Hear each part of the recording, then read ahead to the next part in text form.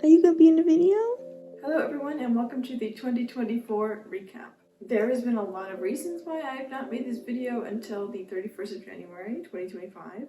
Partly because I am still in denial that this is the timeline that we live in and that it is somehow a new year. And yeah, it's just like the longer I put it off, the worse it felt. And like the feeling of being too late, it just, you know, all compounds on each other. And I do have hiccups right now, so if you hear a hiccup here and there,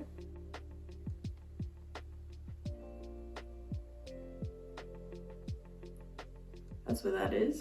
They might be gone. No, they're not gone. Yeah, I've also been waiting on this video because I'm like, no, the lighting's not right. Oh, also because my my Adobe license expired, so I don't have Adobe anymore. I can't edit my audio, I can't do my thumbnails the way I'm used to. My microphone has not been working for months, and so I can't edit the audio the way I want. I feel bad about like the quality of this video, but you know what? Enough is enough. And I just need to get it all out there and talk about my numbers for 2024 because I do like having the stats, and I know that if I want to make this video again, but by the time next year rolls around, I'm going to be very thankful that I made this video so I have the numbers to look back on. Isn't that right, Grayson? I hope you don't have hiccups like I do when you're watching this. I'm gonna do this in like a loosey-goosey manner because it's been a while since I watched the other videos in this series, so I know loosely the format, but I might say things out of order, and for that, I apologize, but I'm definitely not wasting any more time on this. Okay, I guess I didn't introduce myself, but hi, my name is Grayson. I'm a young adult writer who currently has hiccups, and I am working on revisions for a YA romance. I am about to start the second draft for a YA fantasy, and I'm also working on like an experimental new adult, also like queer book about like a band, basically. And yeah, so those are my lab projects that I've done so far, and I'm going to continue to work on in this year.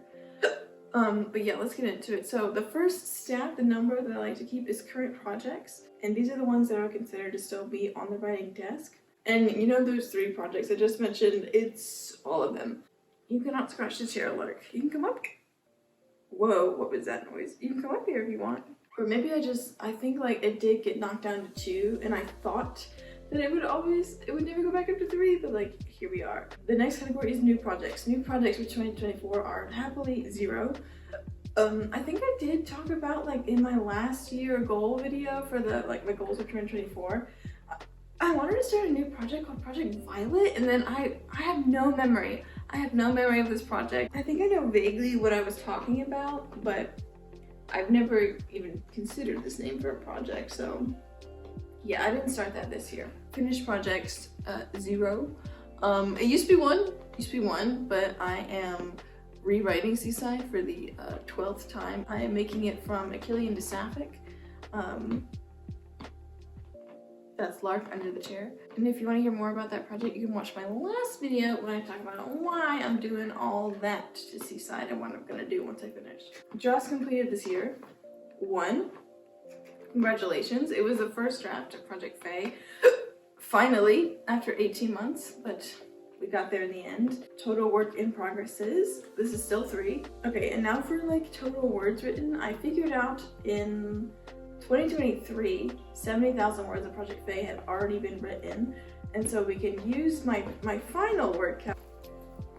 And we can use my final word count of Project Fae and minus 70,000, and that's how many I got done in Project Fae. I'm looking at my notes, and it looks like I didn't write that down. Did I really not write that down? How rude of me. Okay, well, I know that the completed draft of Seaside is 120,000-ish. I think it might be 119, but let's call it 120,000. And if 70,000 was written in 2023, that's 50,000. So that's pretty good. And then also some was written in Seaside last year. That's 36,000 in the rewrite. So that is like 86,000 words. 86,000 words is not too bad, not too bad. It's definitely lower in the past 2 years, but yeah. I feel like I definitely want to be pushing for more and trying to get more in 2025. Look, Lark, can you please stop? I need you away. I need you up under the chair. Okay. I probably have cat hair all over me now. Yep. You're so Goodness. We're gonna keep it professional. Okay. How many books did I read in 2024? Great question. I didn't really keep track of it. I also read a lot more physical books than I have like pretty much in recent memory. In my Libby app, I've read a total of 26 books last year, but I feel like I read about 15 physically. So we'll just round up and call it. We'll just round up and call it like 40 books I read last year. That feels low. I feel like I should be getting more. Like I feel like 60 is a really great number.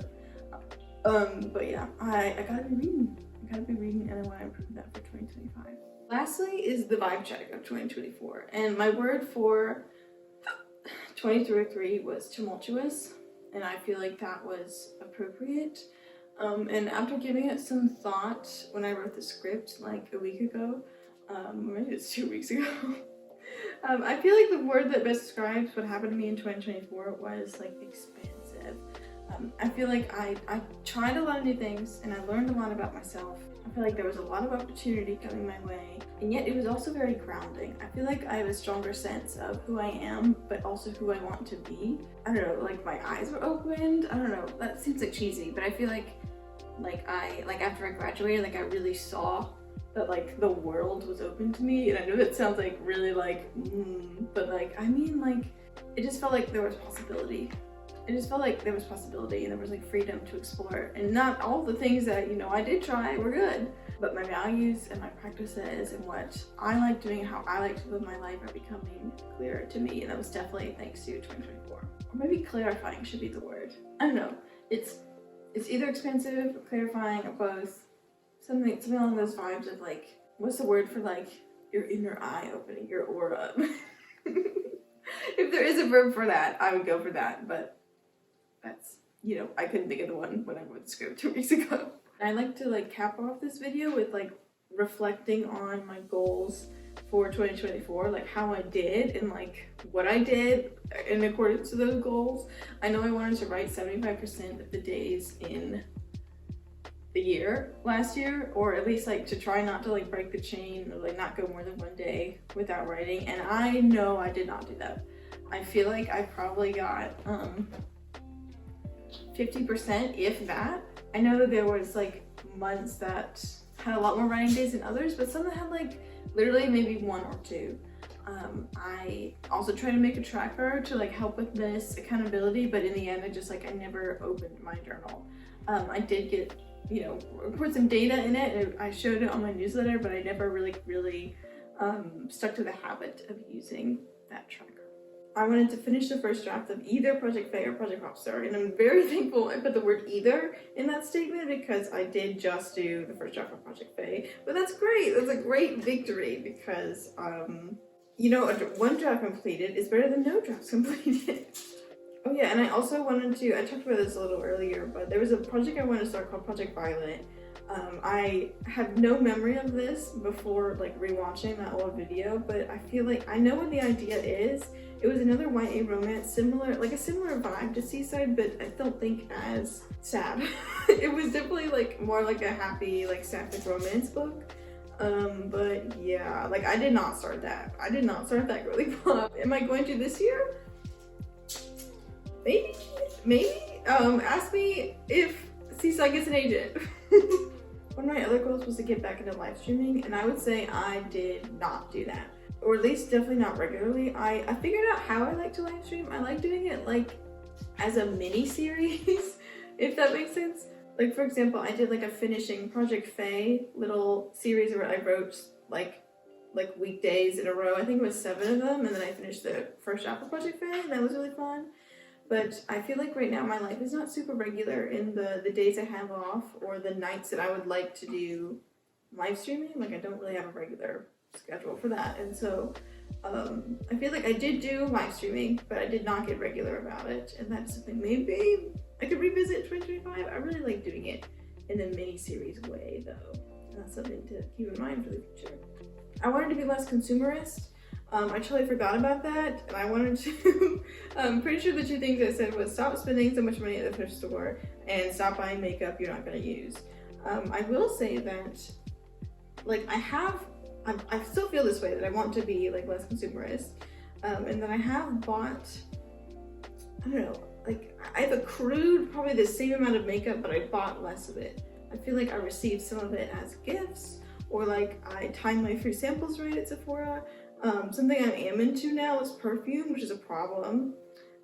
Because perfume is much more expensive than makeup. But yeah, I haven't really been loving like one lipstick, and I know my mascara, and I really like just like a one and done, like somewhat glittery eyeshadow. I'm not wearing any today, but yeah, I don't know. I've been more mindful definitely about like the beauty purchases I've made. I feel like I've settled on just a few good things that I like. And I'm also like, no, I didn't do any like restrictions on my thrift storing in 2024, but now I'm like once a month or like once every 2 months. I have been trying to do this, but I have been twice in January.